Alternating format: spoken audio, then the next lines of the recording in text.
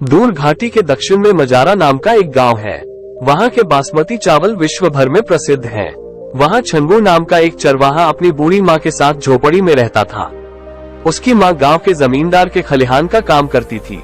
रोज सुबह माँ 2 रोटी और सब्जी बांधकर छंगू को दे देती।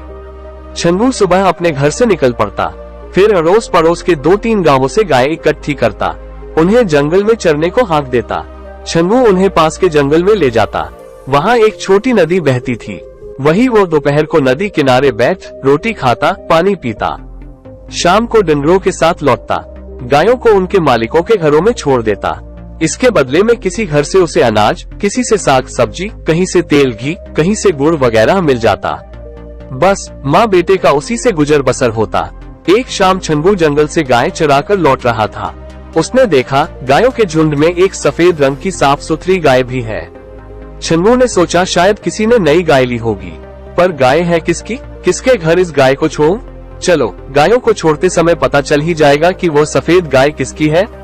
छंगू गायों के झुंड के पीछे पीछे चल रहा था।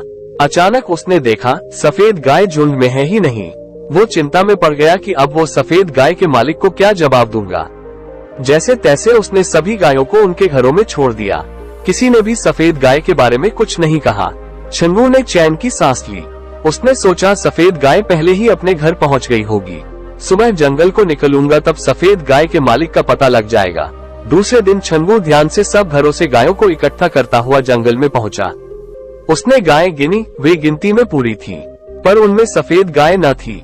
शाम को रोज की तरह छंगू गायों को हाँकता हुआ गांव की ओर लौटने लगा। अचानक उसे गायों के झुंड में सफेद गाय दिखाई दी, उजली, साफ सुथरी। अब छंगू केवल सफेद गाय पर नजर जमाए झुंड के पीछे पीछे चलने लगा। थोड़ी देर में छंगू ने देखा कि वो गाय जंगल में ही पेड़ों के बीच होती हुई एक ओर जा रही है। छंगू ने सोचा कि बाकी गाय तो रोज की तरह अपने अपने घर पहुंच ही जाएंगी। वो सफेद गाय के पीछे चल पड़ा। थोड़ी दूर चलने पर छंगू को जंगल के बीच में एक कुटिया दिखाई पड़ी। उसने देखा कि गाय उस कुटिया के सामने जाकर रुक गई। छंगू आगे बढ़ा। उसने देखा कुटिया के बाहर एक साधु बाबा धूनी रमाए बैठे हैं। वो साधु बाबा के पास पहुंचा। उसने पूछा, क्या सफेद गाय आपकी है? साधु बाबा ने छंगू को अपने पास बैठने का इशारा किया। छंगू उनके पास बैठ गया। साधु बाबा ने छंगू से कहा, मैं तुम्हारे गाय चराने के काम से बहुत प्रसन्न हूँ, परंतु कुछ दिन बाद गाय चराने का काम समाप्त हो जाएगा। मैं तुम्हें कुछ देना चाहता हूँ ताकि तुम अपनी माँ के साथ सुख से रह सको। साधु ने छंगू को देखा।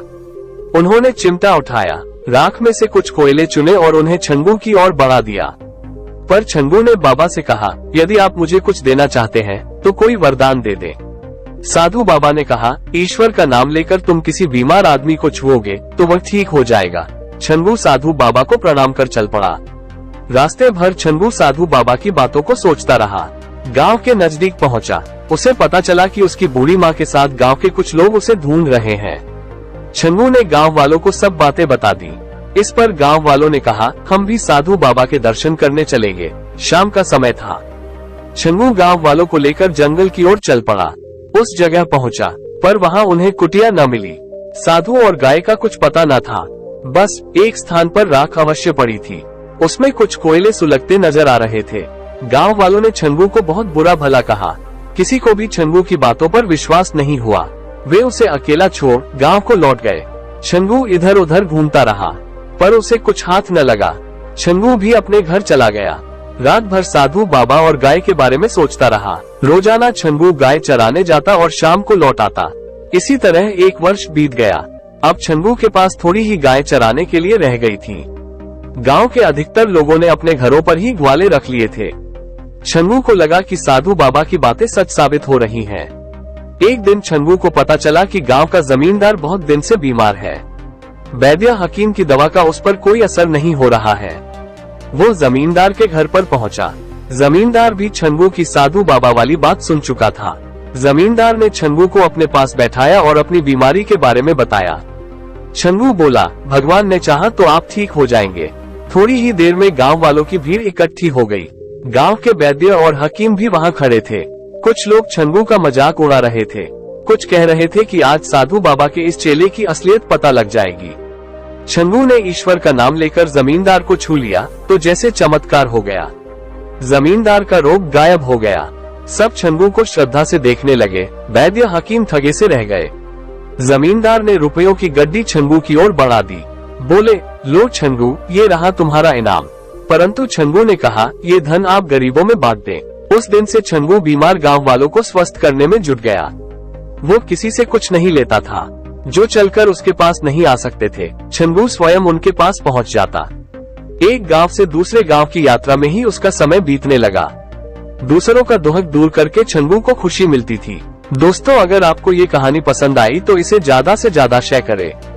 हम अपने चैनल पे ऐसी ही अच्छी अच्छी कहानियां लेकर आते रहते हैं। अगर आप हमारे चैनल पे पहली बार आए हैं तो हमारे चैनल को सब्सक्राइब कर ले, जिससे हम आपको ऐसी ही अच्छी अच्छी कहानी सुना सके सबसे पहले।